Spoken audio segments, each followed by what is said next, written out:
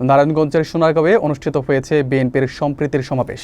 পিরোজপুর ইউনিয়নের চেঙ্গাকান্দি এলাকায় আয়োজিত এই সমাবেশে প্রধান অতিথি ছিলেন বিএনপির কেন্দ্রীয় নির্বাহী কমিটির সদস্য ও নারায়ণগঞ্জ ৩ আসনের মনোনীত প্রার্থী আজহারুল ইসলাম মান্নান। তিনি বক্তব্যে বলেন, দলের ভারপ্রাপ্ত চেয়ারম্যান তারেক রহমানের ৩১ দফা বাস্তবায়ন হলে দেশের মানুষের জীবনমান উন্নত হবে। আসন্ন নির্বাচনে ধানের শীষের বিজয় নিশ্চিত করতে ঐক্যবদ্ধভাবে কাজ করার আহ্বান জানান তিনি।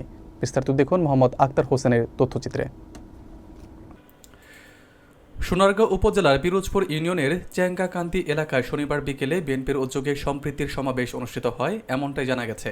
সমাবেশে প্রধান অতিথি হিসেবে বক্তব্য রাখেন দলের কেন্দ্রীয় নির্বাহী কমিটির সদস্য এবং নারায়ণগঞ্জ ৩ আসনের মনোনীত প্রার্থী আজহারুল ইসলাম মান্নান।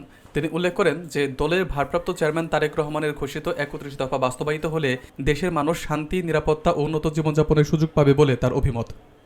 তিনি আরও বলেন, ধানের শীষের বিজয় জনগণের মুক্তির প্রতীক, আর এজন্য সকল নেতা কর্মী ও সমর্থকদের ঐক্যবদ্ধভাবে মাঠে কাজ করার প্রয়োজন রয়েছে, এমনটিও তিনি তুলে ধরেন বলে জানা যায়। সমাবেশে সভাপতিত্ব করেন বিএনপি নেতা মাসুম রানা।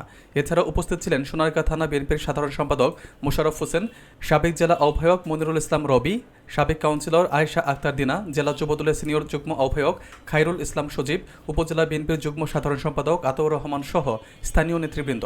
বক্তারা সংগঠনের ভিতরে সম্প্রীতি, ঐক্য ও গণতান্ত্রিক আন্দোলনকে আরও শক্তিশালী করার বিষয়ে মত দেন বলে জানা যায়। আমি ধন্যবাদ জানাই। আপনারা একটু অপেক্ষা করেন, আমাদের সিনিয়র নেতৃবৃন্দ এখানে উপস্থিত রয়েছে, তাদের বক্তব্য শুনিয়ে আপনারা চলে যাবেন। আবারও আমি অনুরোধ করছি।